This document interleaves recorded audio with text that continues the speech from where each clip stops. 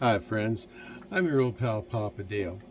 I'm a retired pastor, teacher, theologian, and professor with over 50 years of service to the Lord Jesus Christ. My name is Dale Warren. Professionally, I'm known in my writing, teaching, and lecturing as D.A. Warren, but my friends just call me Papa Dale. You can call me Papa Dale. You can see the details of my personal testimony, family life, education, and ministry experience on other videos on this playlist. But for now, let's get right into today's topic, which is Deuteronomy! Yay! This is the JHI, the Jan Hus Institute, Bachelor of Arts in Biblical Literature, lecture number 36 on Deuteronomy. So let's get right into it. Deuteronomy, the covenant renewal and historical context. Historical background and context first. Excuse my itchy nose. Deuteronomy, the fifth book of the Bible, is a key text in the Old Testament. It serves as a covenant renewal document, preparing the Israelites for life in the Promised Land. This book captures the essence of Moses' final speeches before his death, where he urges the people to remain faithful to God and His law. Evangelicals view Deuteronomy as emphasizing the centrality of God's covenant, His holiness, and His expectations for Israel's obedience. Key themes and content. Key themes in Deuteronomy include monotheism, the love of God, and the necessity of wholehearted devotion to Him. The book reiterates the Ten Commandments and elaborates on various laws concerning worship, social justice, and governance. Evangelical scholars highlight the Shema. This is in Deuteronomy 6, 4 through 5. It's a foundational passage that underscores God's oneness and calls for exclusive loyalty, framing the believer's relationship with God.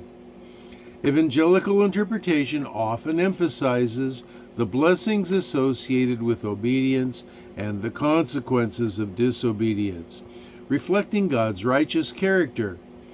The book warns that idolatry will lead to destruction, while faithfulness will bring blessings. Deuteronomy also includes prophecies of exile and restoration, which connect to Israel's later history and typologically to Christ's redemptive work. The transfer of leadership from Moses to Joshua is significant, highlighting God's continuous guidance. Deuteronomy points to the need for spiritual transformation, showing that true obedience comes from a heart aligned with God's will. Ultimately, the book underscores God's desire for a covenant relationship where faithfulness brings life and blessing. Analysis and dating. Deuteronomy is presented as a series of speeches delivered by Moses to the Israelites before they enter the Promised Land. It reflects on the laws and covenant given to the people during their wilderness journey. The book reiterates the Ten Commandments and expands on many laws related to worship, justice, and societal order. Evangelicals generally agree that Deuteronomy was written about 1406 BC by Moses, with the final portions describing Moses' death likely written by Joshua.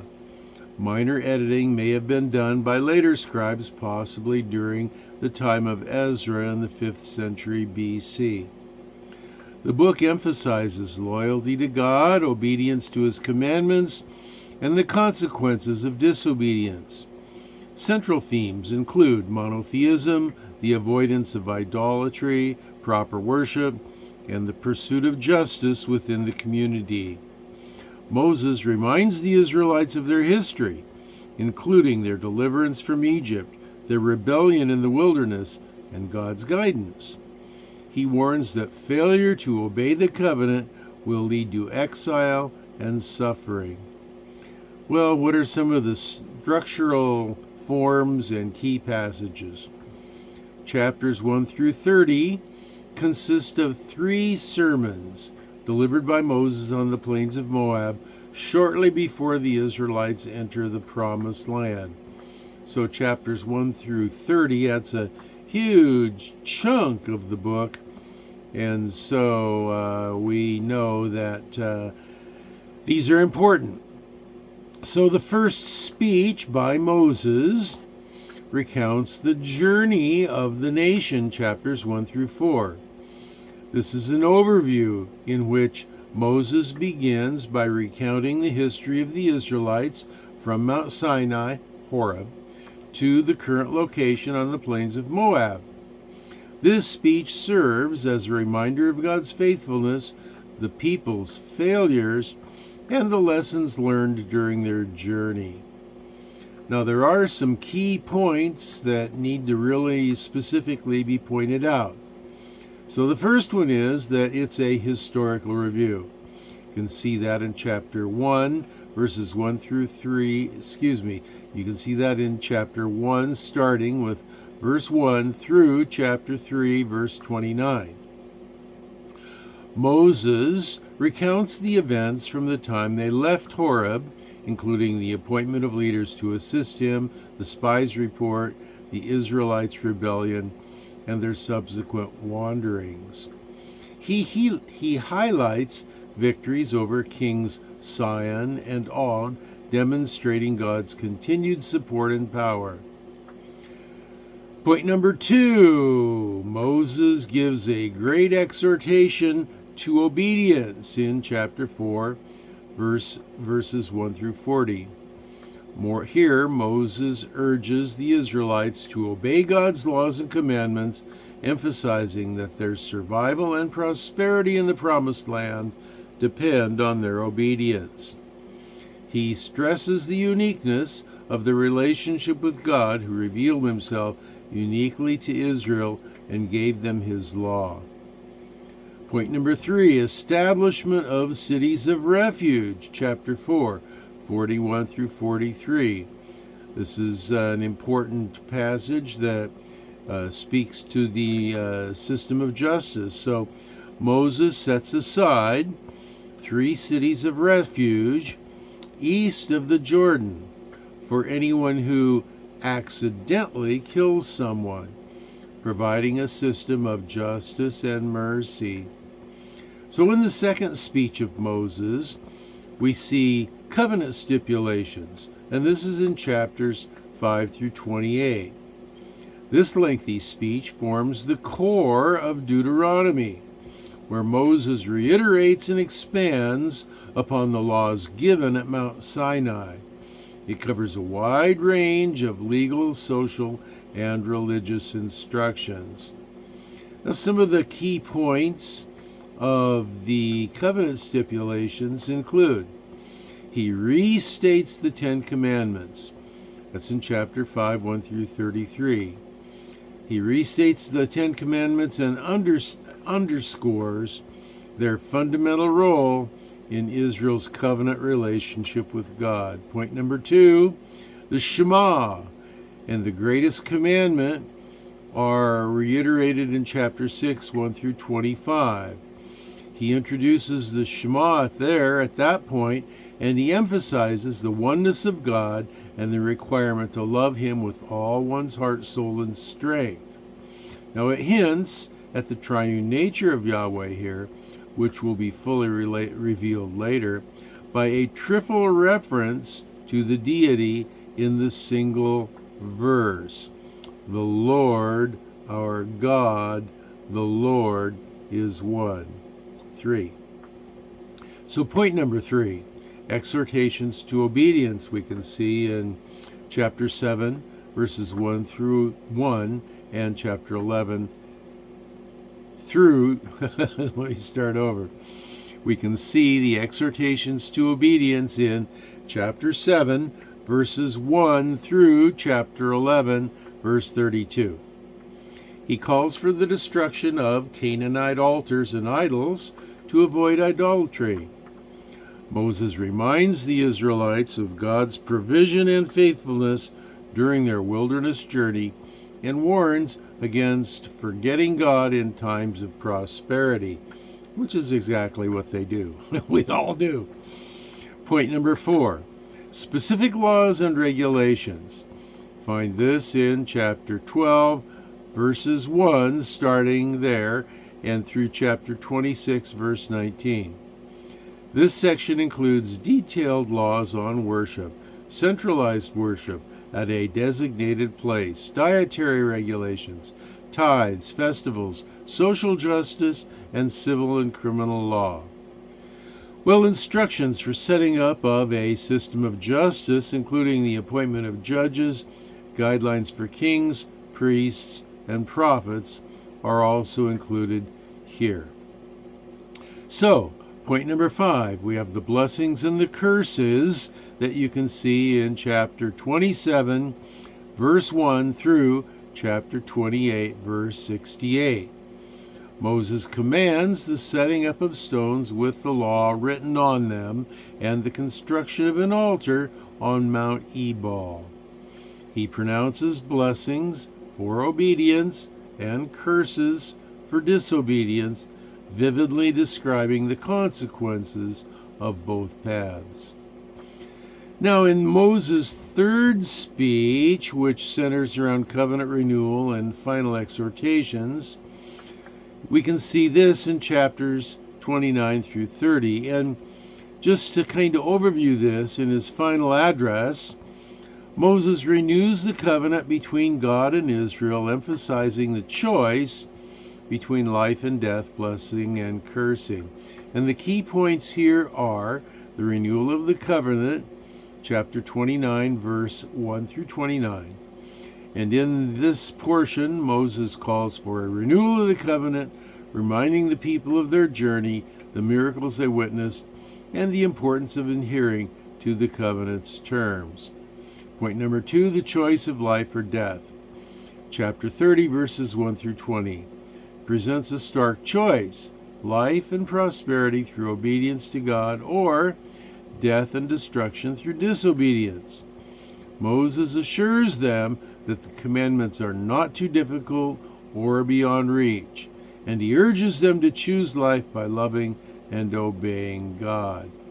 It's interesting, there's a lot of repetition in here in Moses' exhortations to the children of Israel, kind of like what I do in these lectures. There's a lot of repetition, there's a lot of overlap, and that is a premeditated and intentional teaching device. You take people from what they know to what they don't know, but you repeat it over and over again, and that way it's easier for them to remember. Now, in the final 4 chapters, the Song of Moses, his blessing, and his death, we see that in chapters 31 through chapter 34. The key points of these final 4 chapters includes 1, the commissioning of Joshua, chapter 31, verses 1 through 8, where Moses formally appoints Joshua as his successor and assures the people of God's continued presence and guidance. Point number 2 in these 4 chapters, the law and the future, that we see in chapter 31, verses 9 through 29, where Moses writes down the law and instructs it to be publicly read every 7 years, and he warns of future rebellion and its consequences. Point number 3 in these final 4 chapters, the Song of Moses, chapter 32, verses 1 through 47. And this is a poetic summary of Israel's relationship with God, including their past rebellion and God's faithfulness. It serves as a witness against them if they disobey. Point number 4 in these last 4 chapters include the blessing of Moses, chapter 31, verses 1 through 29. in which Moses blesses the tribes of Israel, speaking prophetically about their future. And point number 5 in these key points in the last 4 chapters is the death of Moses. And this you see in chapter 34, verses 1 through 12. Moses views the promised land from Mount Nebo and then dies there. Scripture says he was 120 years old and still fit. And he is buried in an unknown grave, and the narrative concludes with a tribute to Moses' unparalleled role as a prophet. Now, given the Israelites' predilection to turn things into idols or shrines, the location of Moses' grave was never revealed. Well, let's talk about the Shema and its significance. It is one of the most significant verses in the whole of the Bible, and it's found in Deuteronomy 6, 4 through 5. The Shema Israel, which is a definitive statement of Jewish identity and faith, and goes like this, quote, "Hear, O Israel, the Lord our God, the Lord is one.